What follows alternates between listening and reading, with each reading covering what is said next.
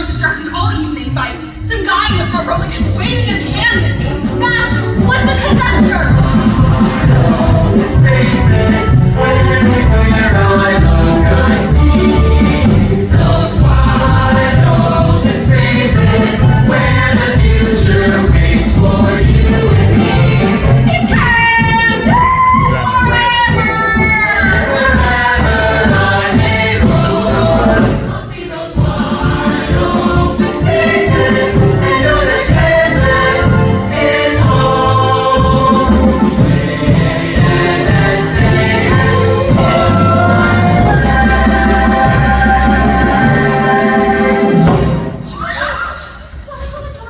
No, Boston Hospital is just in the block. It's okay, she's got a pulse. That's the first time she's ever tested me. Bobby, can you help her? Why not? Been carrying her all night.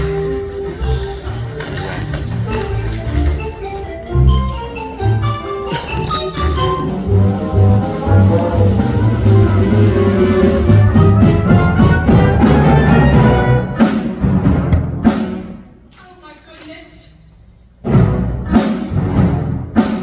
Holy Mother in Heaven. Holy crap. What? The reviews aren't good? What don't they like? That we put on the show. The Boston Globe says, if you loved Oklahoma, stay there as long as Robin Hood is running in Boston.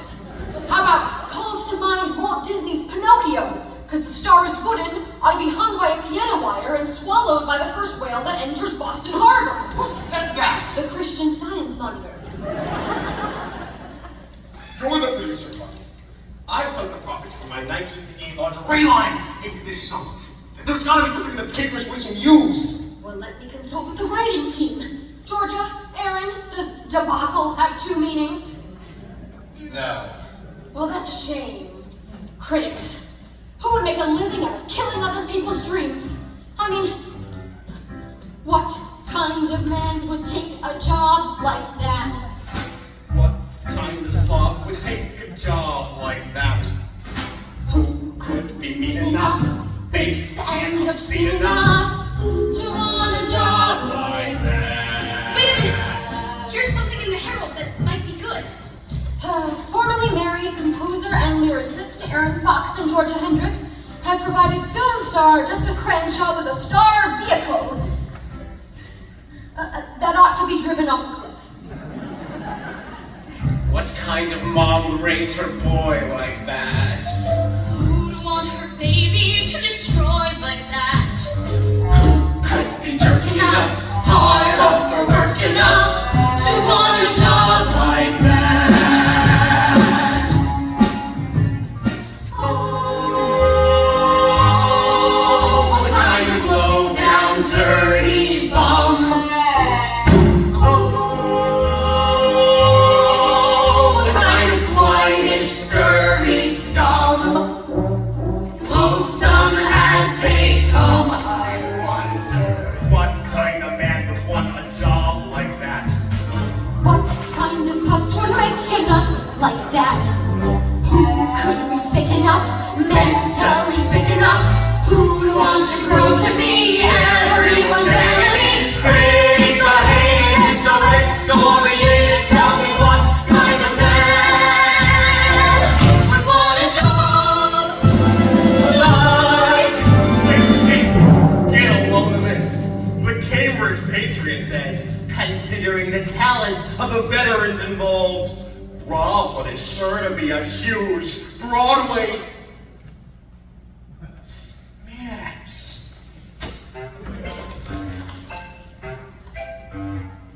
What kind of genius has a mind like that? So perspicacious, wise and kind like that. Far from his mother's knee, she must be thrilled to see how he grew up to be such brilliant company. Refined and reflective, with completely objective by lifts of your eyes. To meet a man like that.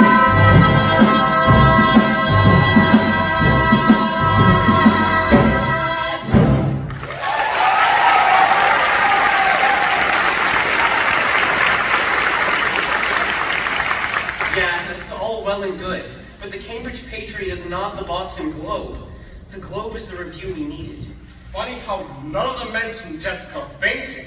She fainted during the vows when the critics dash out of the theater to dash off their postmortems.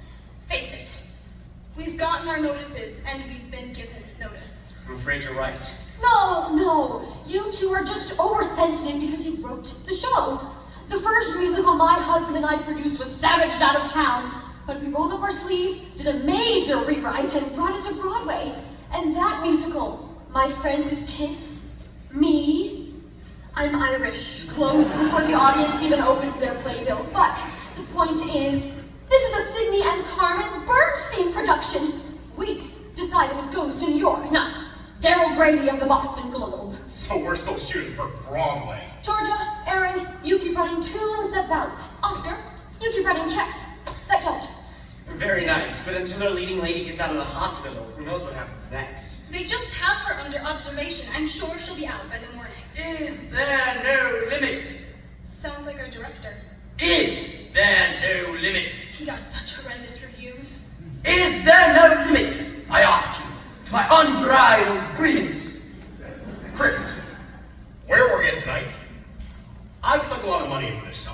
And as a director, you owed all of us. Oh, be still of your foolish mouth. Nothing to be gleaned by watching one show with the fraudulent audience of an opening night. Went for a walk, past the Cathedral of the Holy Cross, went in, wildly spiritual, I tell you, those Catholics know how to put on a show. And right there, in the middle of the Eucharist, I had an epiphany.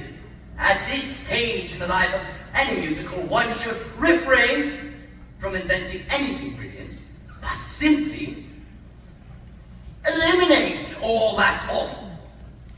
What, I ask you, without fear of contradiction, was the most awful thing in our show? Jessica? Jessica, of course. Come, I came here to convince you to get rid of our star, only to have the cast inform me she's in the hospital.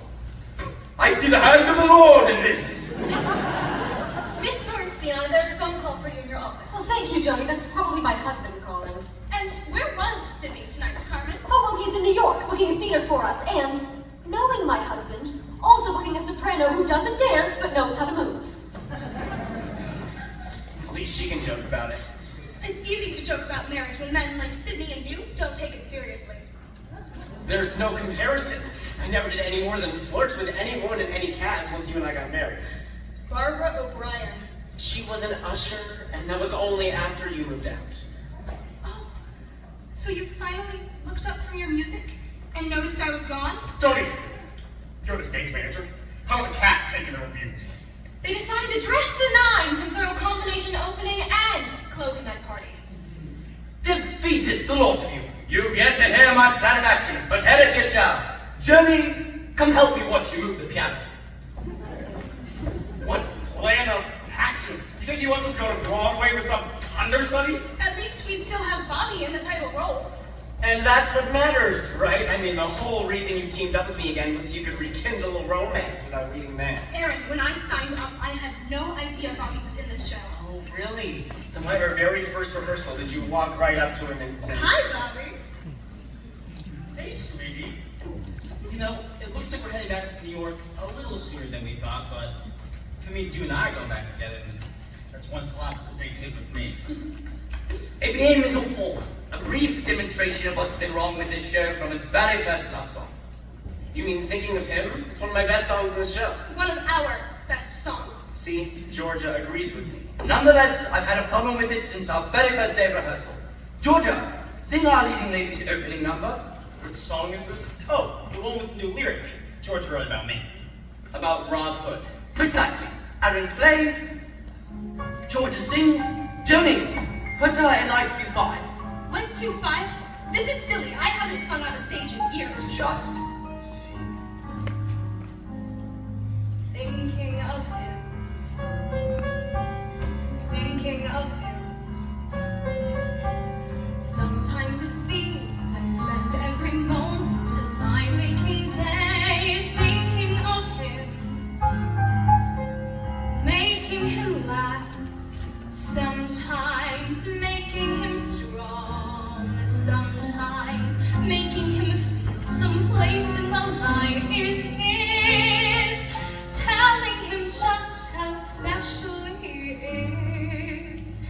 thinking of him. Thinking of him. Telling the truth when nobody's willing to tell him the truth. Fighting for him, living for him, thinking it over, that's what I think I do. Well, isn't it time? Isn't it high time? I was thinking of me too. Maybe it's time. Maybe it's high time. You were thinking Thinking of me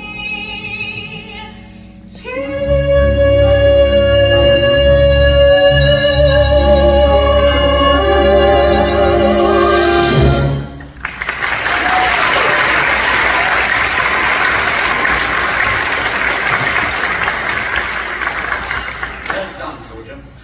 God, I finally heard that song was meant to go. Listen, Chris, if you say something did wrong with that tune since our first rehearsal, you'll have to tell me what. It's that we haven't allowed Jessica Cranshaw to sing it.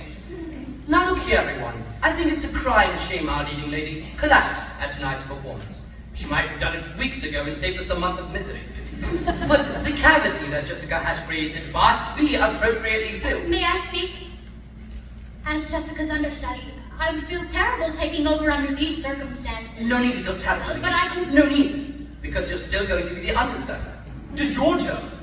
Great idea, Chris. I don't know, Chris. You know the score in script better than anyone else. You sing the songs from your heart because that's where the words came from. Now, I realize it's been quite some time since you traded in your tap shoes for a rhyming dictionary. Excuse me, but speaking for those of us in the chorus, I really think Nikki should get the role. I mean, she's dedicated and talented And since you're Nikki's understudy, if she gets the lead, you get her part. Well, yes, that too. Nice try, Babby, but either Georgia's in or I'm out. What do you say, Oscar? Oh, Chris, I'll put my money where your mouth is. Ponder it first. Adam, I assume this move more than meets with your approval. No, to be honest, it doesn't. Thanks for the vote of confidence. I have my reasons. You always have. Besides, this entire debate is pointless if Jessica shows up tomorrow. Heaven help us. You know, her performance this evening was the worst it's ever been. Jessica Cranshaw will never be better than she was this evening. But she was horrible. I know, but she'll never be better. She's dead. That was the hospital on the phone. In terms of future performances, Jessica Cranshaw now has a conflict. What happened? They wouldn't tell me. Chris, do you want to say something to the company about Jessica? Well, shall we observe a minute of silence? To match the audience's response to Jessica's first number? Chris. We're all right. Let's all form a semicircle. Boy, girl. Tallest on the inside. No, Babby, you're blocking the entire right side of the house. People, Jessica was part of our company, and now we part company. I'm sure we'll all remember her in our thoughts and in our resumes. And as thespians, I know you would all like to display your sorrow as both a tribute and as an acting exercise. Sasha F. Sharp minor.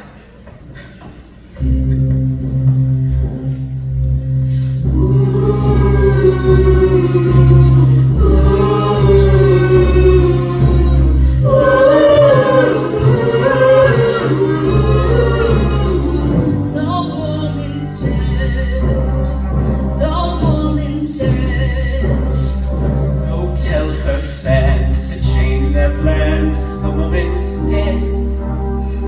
Would someone care to say a prayer? Who might that be? Don't look at me. The woman's dead.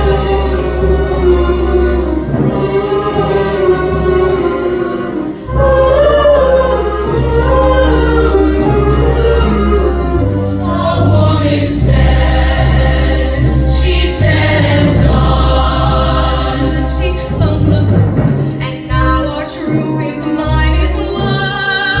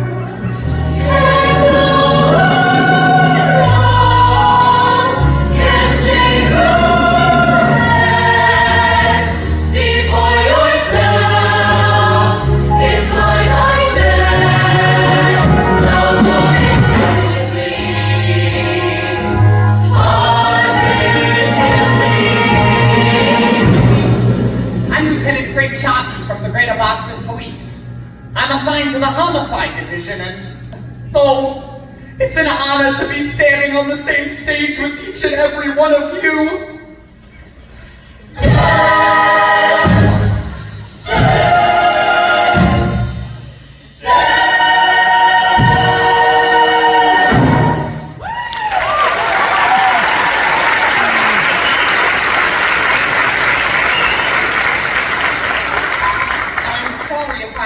A rehearsal, but let me assure you, I don't want my own work to delay your production from reaching the home on Broadway it genuinely deserves. I happened to see Robin Hood in previews, and may I say, with the exception of the late Miss Cranshaw, you're all such wonderful performers. And what a great score! Well, I appreciate that, Lieutenant. On behalf of my half of that compliment, thanks as well. You're more than welcome. I've done a little community theater myself. Nothing that fancy, although my Billy Bigelow at the Brookline Barnhouse got a favorable review. Oh, and in A Midsummer Night's Dream, my bottom was very well received. Wait one moment, you say you're from Homicide? Well, yes. Based on the preliminary autopsy, it's clear that Jessica Cranshaw has been murdered. And what are they doing with the killer? I mean, does he get some sort of trophy or a Pontiac hurt? Chris! Sorry, pure reflex. What killed her? Hydrocyanic acid, commonly used in electroplating, as well as the gas chamber in San Quentin. It was administered in capsule form, which is why no one realized she'd been poisoned until after the capsules dissolved in her stomach, causing a chemical reaction that created her own personal gas chamber internally. Horrible. Working backwards from when the capsules dissolved, it's clear that Jessica Cranshaw was poisoned in the final minutes of this evening's performance. Couldn't she have poisoned herself? Trauma at the back of the throat suggests she didn't take the capsules voluntarily. What now, may I ask, who's in charge here? Other than myself. Permit me, Lieutenant. I'm the critically acclaimed director, Christopher Bellin, and I will be blocking your investigation. Well, I hope that's not the case. But if you need to wrap things up with your cast, please go right ahead. Company! I'm sure you'll give Georgia your full support as she steps into the late Miss Cranshaw's That's brilliant! as one would expect from me. All those ready to press forward with Georgia and Robin Hood, give me a show of hands. That's it. Listen, people, life is full of setbacks and things that go wrong, but with Georgia taking over the leading role, we have ourselves a real shot. This show is going on. Are you with me, gang? Yeah! You know, if we leave now, we can still make the last train back to New York. Yeah,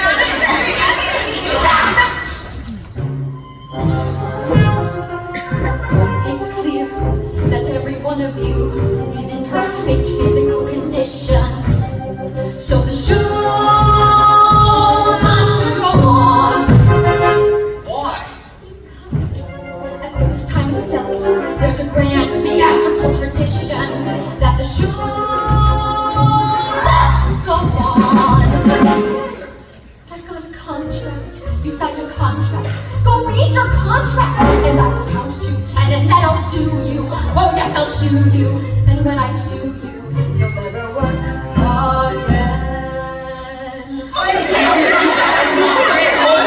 Hold on. Who is the equity representative here? I am.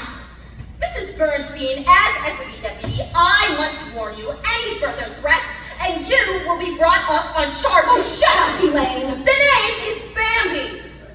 Mother. All right. Let's put it this way. For the banker's sake, I'm asking your permission to let the show go on. No. The show must go on. Not a chance. The show must go on. Why? 'Cause I say the show must go on. No way! I can't believe I'm hearing this. I won't believe it. Putting on a musical has got to be the most fulfilling thing a person could ever hope to do. You're all heroes to me. You're a special kind of people. known as show people you live in a world of your own. The audience did plenty to sit there and clap, hearing you sing, watching you tap. And did you know your dentist longs to be in show business? Your window washer wants to be a star. And though your analyst may never couch it that way, you don't know how lucky you are. Some policemen and detectives dream of show business. They can't get arrested, but still they sit around the station and fancy this life. They cheer Sherlock Holmes and cheer Mac the Knife. Ask your cleaning lady, don't you dream of the show business to vocalize or stretch beside a bar? Have a vanative shrug as she shampoos your rug, lets you know how lucky you are. There's a special kind of aura around the show person. Just ask the next waiter you meet. He looks in fit position, his voice is just grand. He gives you the check, you give him a hand. If the boys in Valley Park can judge you, show business, they could scout behind a ticket for the car. Their mind resurgent now, started taking a bow. About it, he owed you Don't you know how lucky you are? A special kind of people known as show people. We live in a world of our own. Our days are trying to curtains, they rise and they fall. We're born every night at half-hour call. Like you, we can't picture being anything but show people. Civilians find the whole thing quite bizarre. But that heart in our hearts, when the only just starts, lets us know how lucky we are. Show people.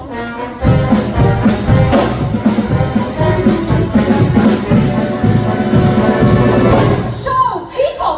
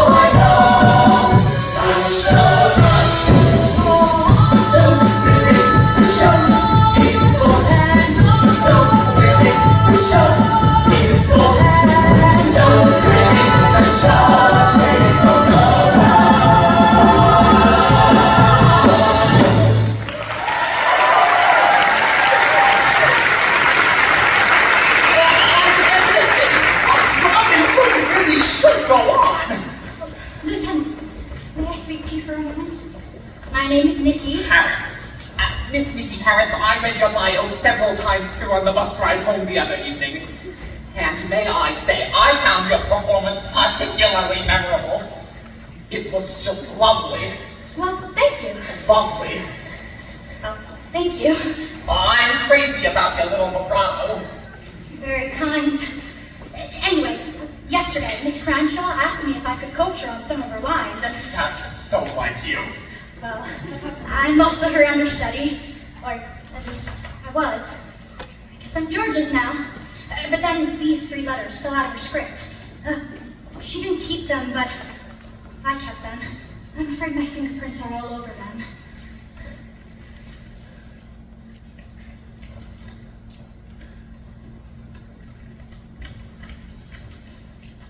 You don't quit. You'll die legit.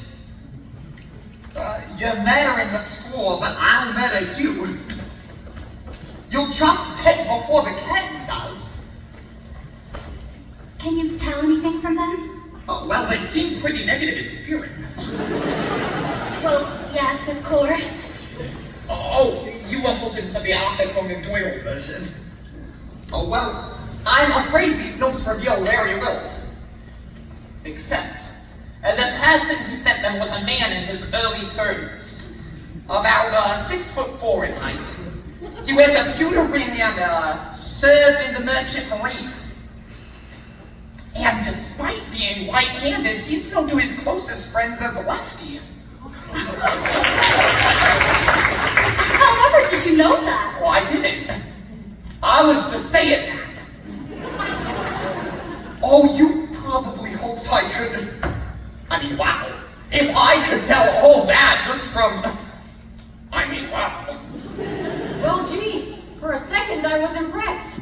Well, how about we all go across the street and have one slobber-knocker of a wake for the lative? Less than Grace, Jessica Cranshaw. Drinks are on me. Wait just a minute. I'm afraid this theater has been quarantined down to none of you can leave. Yes, the entire cast and crew will be living here until further notice. Emergency services will bring by cats and meals. Wait a second. The talented members of this cast are entitled to a day off. Talented members. And even you, Elaine.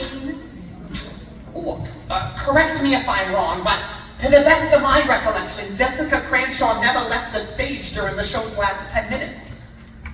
If so, then, I'm very sorry, but she had to be murdered by one of you. I've never had a case with this many suspects, and I can't have each of you followed around the clock. Better I keep you all here under lock and key until I solve this crime. You're taking the law into your own hands, Chaffee. Well, that's sort of what I'm paid to do. That's why I have my badge and my own gun. Anyway, being sequestered here will let you focus on fixing the show. Fixing? Keep your hands off me, you hear? Who's that? Probably my husband, on his best behavior. What? Isn't this just peachy keen? You all waited up for me. Tony, I'm still wearing my coat. Sorry, Mr. Bernstein. Sydney, it's been an awful night. I hear you, Chris. And I'm turning in my resignation. I can't hear you, Chris. How you holding up, Oscar? Well, can't complain. That's right, you can't. Welcome back to Boston, Sydney. Well, hello. It's me, Sydney, your stepdaughter. Ooh, sorry about that. Fawn, it's Bambi. And last of the least, Mrs. B, my junior partner and lesser half. Let's get this over with, Sydney. What? You expect me to be upset? I left you in charge of opening night and come to find a murdered leading lady, deadly reviews, and a bunch of cops who tell me I can't leave this theater. Well, I guess you arrived at just the wrong time for you and but just the right time for me, Mr. Bernstein. Excuse me? Lieutenant Frank Chaffee. Now, you folks just go about your daily tasks just as if you weren't at the scene of a homicide. Detective McNeil will be waiting downstairs for your pertinent information. I want each of you to give him your name, address, and 8x10 glacier. I'll be speaking with each of you in the morning. Pleasant dreams, everyone. Lieutenant, I can't be a suspect. I was in Manhattan when Jessica got murdered. Oh, can you prove that? It just so happens I was keeping company with a young actress from Sutton Place. If I give you her name, that could ruin her reputation. Oh, well, your chivalry is touchingly convenient. Lieutenant, I have a lot of influential friends in Boston. I mean, Manhattan. Well, too bad you're in Boston.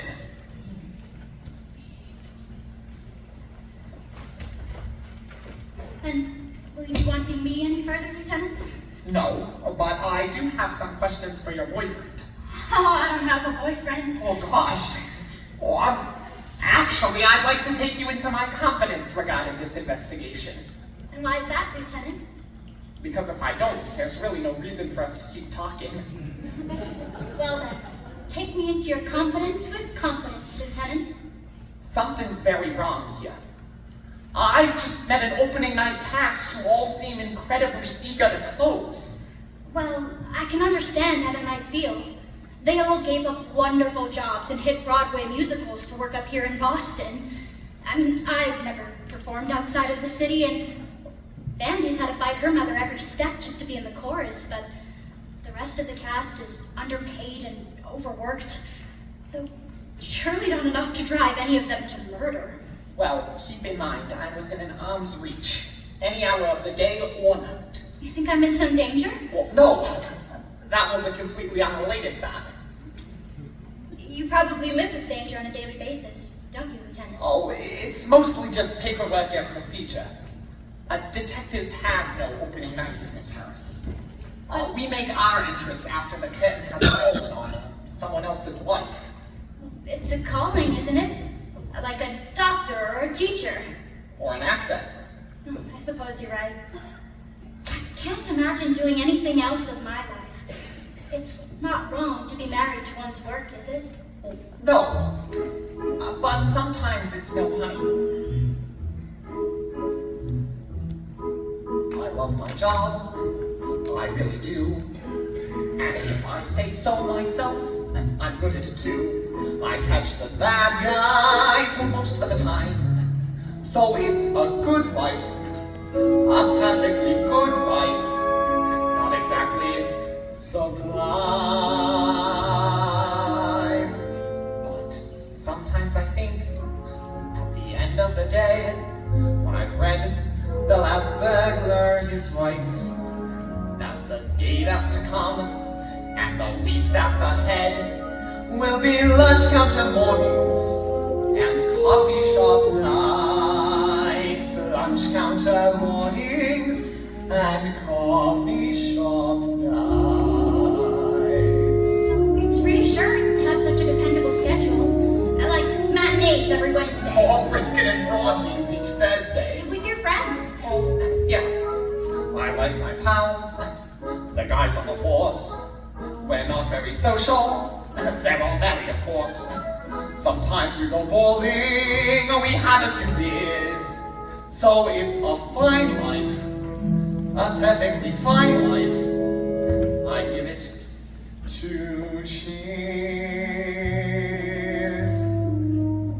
But sometimes I think, at the end of the day, when I've read The Last Burglar is Right, that the life that I lead is a little bit gray, with its lunch counter mornings and coffee shop nights. Lunch counter mornings and coffee shop nights. But your acting roles, don't they make for a change? Oh, Miss Harris, each year from the 23rd of May to the 12th of June, when I turn my life over to the Swallow Street Players, that's more than a vacation for me.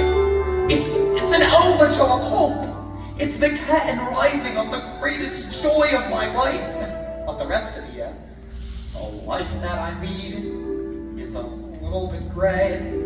There are plenty of low days and not many nights. Mostly lunch counter mornings and coffee shop nights.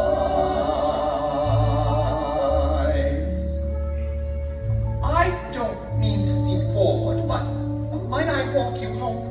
Oh, I'd be delighted. But you said we're not allowed to leave. Darn it.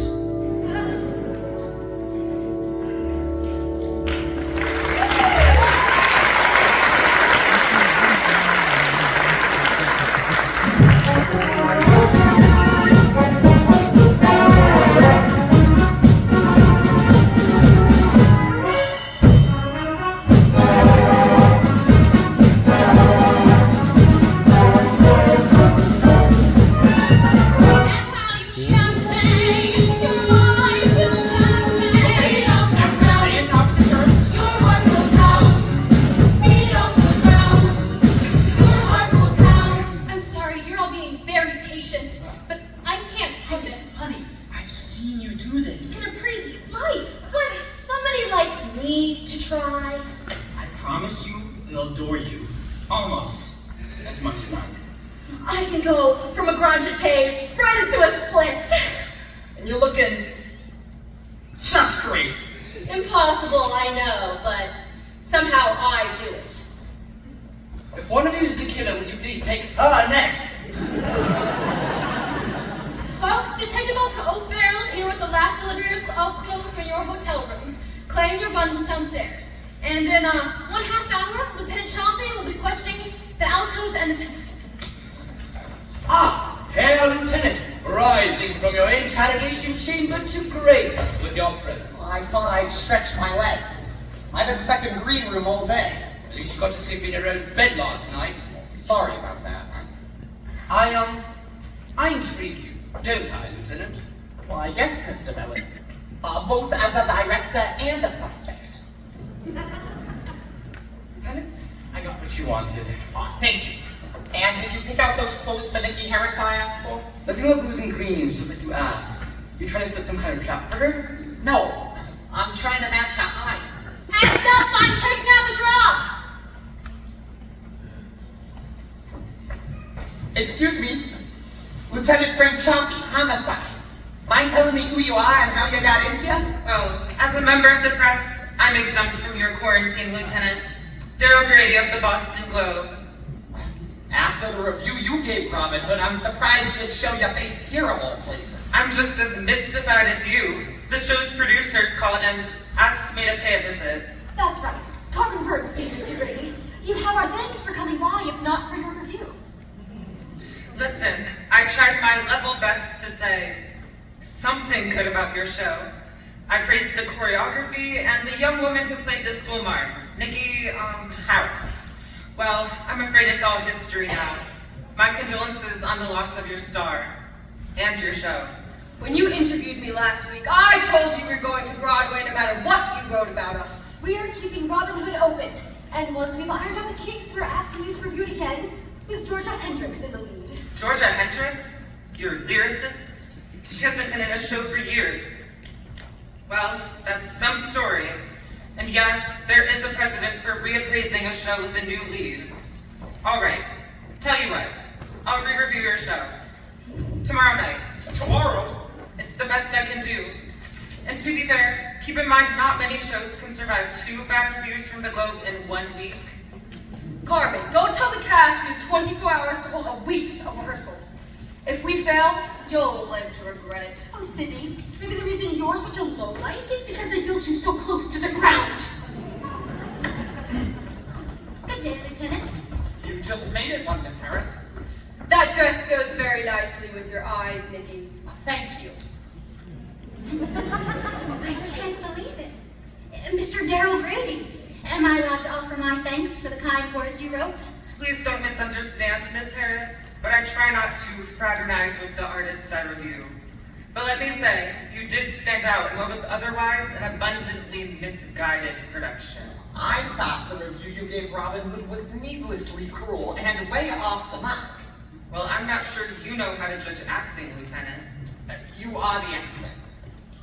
But I'm afraid I'm going to have to put you under arrest for the crime of murder. What? Have you lost your mind? Anything you say may be taken down in writing and used against you in a court of law. This is insane. What are you saying? What? I'm saying my best lines from Agatha Christie's A Murder at the Vicarage. I played Chief Inspector Slack for the Naked Town Players 2 summers ago. You didn't think I was saying all that for real. Oh, gosh, I'm not sure you know how to judge acting, Mr. Grady. You can go now. Come on, Grady. I'll walk you to the door. Swell acting, Lieutenant. And not just on a community theater level. I mean college. Oh. Well, thank you. And, how's the investigation coming along, if I may ask? I've been looking into the show's financial records, and, you know, you're right. Everyone here is working for the same equity minimum. And not just the newcomers like you and Bambi, but your stars as well. Look, this is no place to talk. Let's you and I get out of here. You won't let me leave. Darn it. Lieutenant, you must clear the stage immediately. I've just been informed I've less time to reinvent the show than Moses had to cross the Red Sea. And he had God on his side. Is this true? I'm getting reviewed tomorrow? Nikki, go fetch Banby. I've no choice but to reblock in the same boat here and now. Oh, I've got to stay and watch this. Why? You think something's gonna happen? No, I just really like this number. Although, What? it's nothing, but What? I can't believe I'm actually saying this, and shoot me with my own gun if I'm out of line. What is it? I don't think simply changing the choreography is gonna help. The song itself is sort of lackluster. It lacks Yes? a luster. 3 women on the Arkansas River in a rowboat that's sinking fast, trying to reach the federal courthouse in Wichita before the farmers lose their land. Well, that's great stuff. It's your 11 o'clock number, but the music itself is a kind of... I wonder, could we hear a bit of it? Sasha, ladies, sing for Lieutenant, would you? All right, Rocky, just for you. In the same boat, on the same sea, shaking inside as the tide keeps rising. Nary a ship, nary a sail, nary a soul on the whole horizon. Still we are not discouraged due to the ancient boat. Act like the two, we dig it all on the chin when you're in the same boat. You see what I'm saying? For such a big moment in the show, it's sort of mild-mannered. Strangely enough, I agree. We need a completely new composition. One that's catchier than Big Guy. Oh, you want a hit? Yes, and not some song from one of your failed shows either, Adam. None of your eine kleine talk music. Listen, Chris, if you expect me to come up with anything, you're gonna have to find me a little private time with my piano and my writing. Whoa, your writing partner is now my dancing partner and star of this show. If she doesn't get the saloon number under her belt tonight, we're all finished. And I need to see that number in full dress regalia this instant. Joni, tell the cast to change for the act 1 finale from the final bars at the Barbie Bar Saloon. Say again? I can't say that again. Very well. Mr. Bellin's rehearsal takes priority, so if you need to change it to costume, go ahead. The rest of you can head downstairs where Detective O'Farrell will be fingerprinting the entire company. That is, unless one of you would be kind enough to explain why you committed the murder. Well, let's clear the stage and give our composer the solitude he needs. That should buy you a few moments alone with your piano, Mr. Fox. Alone? Yeah. It must be difficult, having to create when your rhyming partner is, Otherwise engaged? May I ask, only because I've wondered this my entire life, which would normally come first, the music or the lyric? Same answer as the chicken or the egg. So it's the lyric. No, a great melody doesn't always need a lyric or a lyricist. Then how do you start? Well, it can start with a note, which can become a phrase. And you can try hanging words off of each branch, like trimming a tree. Sounds easy enough. Oh, really? Well, don't talk about love, or you'll have to say, fits like a glove, and we're certain as push comes to shove, when you find the woman you are constantly thinking of. See the problem? Dangling participle. So you suggest staying away from love? At all costs, and don't mention your life. Or you'll have to say, cuts like a knife, or refer to the heartbreaking strife, when you find that you're missing your... Missing? What? You were saying what you miss.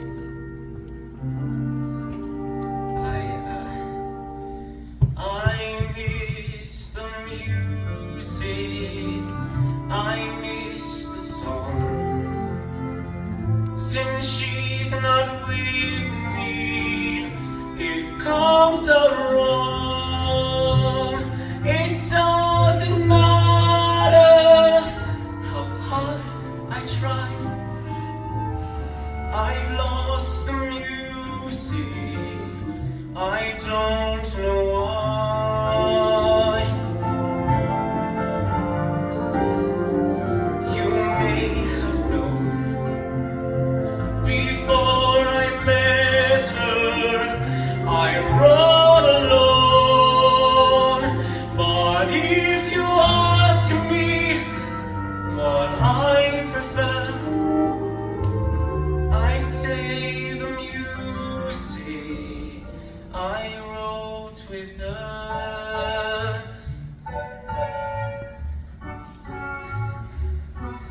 When you're writing a song and you've a partner, the room is filled with jokes and chatter. She says something, you say something. She writes a line, you play a vamp. But when you're writing a song without a partner, it's a completely different matter. No one tells you that's not funny. No one says let's cut that bar. No one makes you better than you are.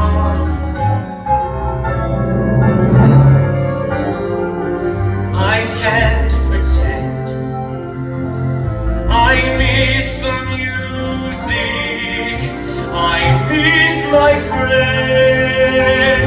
No need to ask me what I prefer. I choose the music I wrote with her. I like the music I made with. Aaron? Sorry, am I interrupting? No, I'm afraid I'm the guilty party there. But thank you, Mr. Fox, for all the insights. Miss Hendricks, best of luck in your upcoming number. We'll speak later. I forgot my lyric. Can you believe it? Me! Well, you're not the lyricist now. You're the star. How does it feel being back on boards? Terrifying. Thrilling. I've missed the stage. Angel, we gotta do that away, right away. Must we? It's your last chance to get this number 4 pack in the for tonight. Let's go.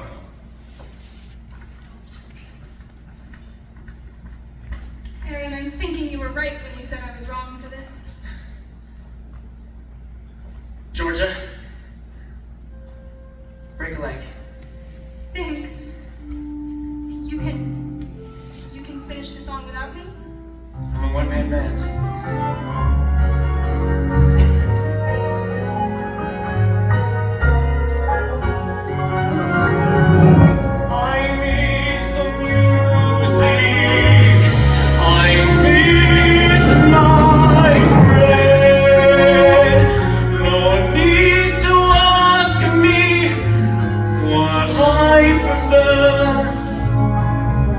I choose the music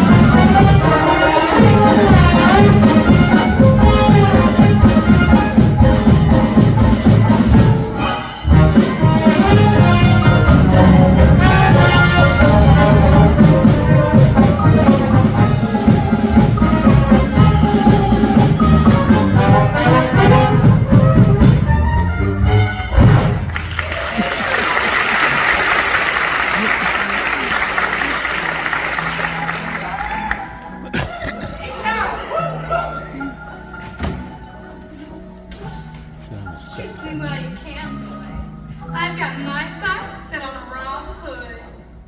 But I heard Rob Hood left these parts with Miss Nancy, the new schoolmarm. Ellen O'Dell. Ain't it funny how some cowardly lawman from back east knows so much about the man I plan to brand? I'm gonna round up that Rob Hood and hog-tie his fancy Miss Nancy. He made a getaway. He left me flat away. At times like this, a modernist should gallop that way. When love goes this away, don't blow your bliss away. You might find out he's just about a hug and kiss away. No matter which way he takes that bitch away, I won't relent till he'll consent to make a switch away. If he's in Santa Fe or in Piscataway, I'll pack my gown and leave this town and travel that way. I've known a man or two, a score or more, it's true. And if he stays or if he strays depends on my lasso. It ain't just how you but how you proceed to pursue. If you move this way, and shake it that way, there's every chance he'll see you dance and holler away. Then if you flip away, rotate your hip away. Just wait and see, I guarantee your man won't slip away. If you're the mate for him, don't sit and wait for him. It's up to you, but if you do, you'll be too late for him. If there's a spare way, don't throw his head away. Forget that fight and hold him tight till he gets that way. Once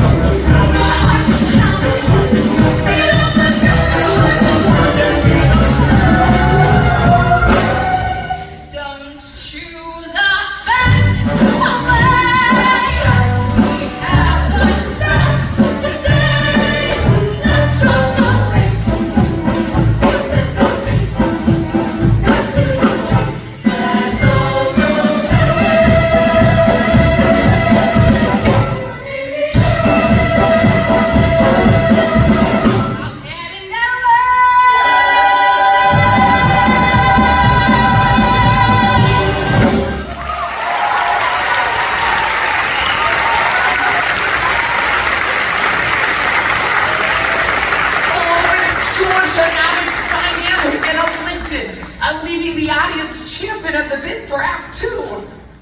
And the set. I mean, who doesn't love red? Very good. And as long as we're all in our positions, I want to fix our post to the Act 1 cut.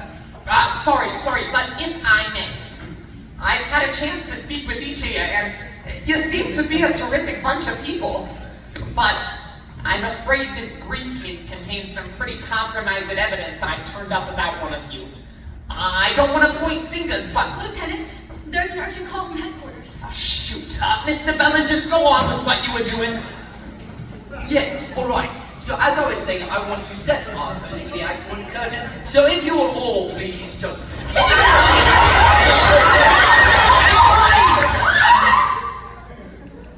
As I thought. As you were, it seems everyone but Mickey here has something to hide. There's nothing in the briefcase, by the way, except a container of chowder from the Union Oyster House. Is Manhattan? Yep. Well, here you go. So, I've spoken with each of you, made a few calls, and what do I come up with? A murder victim named Jessica Cranshaw working for a fraction of her usual firm salary. A distinguished director who despised the late Miss Cranshaw, yet slaves to make this show work all the same. A dancer choreographer who turned down a chance to work with Balanchine to do a song and dance for spare change. Ex-partners in marriage and music who inexplicably reunite and know they no longer work in harmony. A one-man bank named Oscar Shapiro who, despite having no prior interest in the theater, sinks one payment after another into the show. A company who celebrates when their show is torn to ribbons because they're at long last free to take better jobs back on Broadway. What does this tell me? That Sid Bernstein has been blackmailing every member of this company. Even you dancers. Okay, so when I was starting out, Sid Bernstein tried to make my audition a private one, but I walked out. What about you, chorus boys? You all seem like clean-cut fellas. What could y'all have possibly done that you wouldn't want your folks back home to know? I have to think most people have something about themselves they like to keep to themselves. Agreed. But my job isn't to uncover all your dark secrets. Just the ones that cause someone to murder Jessica Cranshaw. People, I had no idea this is how Sid got you on the work so cheap. He's the one who handles the negotiations. Oh, well, he can't deal his way out of breaking the law. Ladies and gentlemen, you won't be blackmailed anymore. But you're all still murder suspects. So, let's get back to work. You may have joined the show for the wrong reasons, but you're going to press on because you've got a contract. And don't forget it. And Oscar deserves a return on his investment. Thank you. And the best way for me to solve Jessica's matter is to keep the heat turned up on this pressure cooker of a theater. And lastly, because this could be a really good show. Take it, Chris. Very good. So, company... Heads up by the striking the set! What? No, Johnny, I'm not finished. I still have yet to set our pose. Sorry. Never mind. Let's have the last one last. Bobby. 5, 6, 7, 8. And in that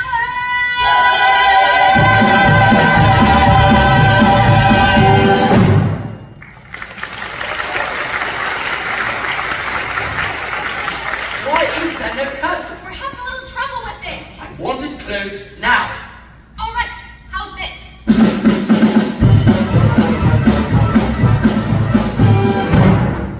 Did you see something go up as the curtain went down?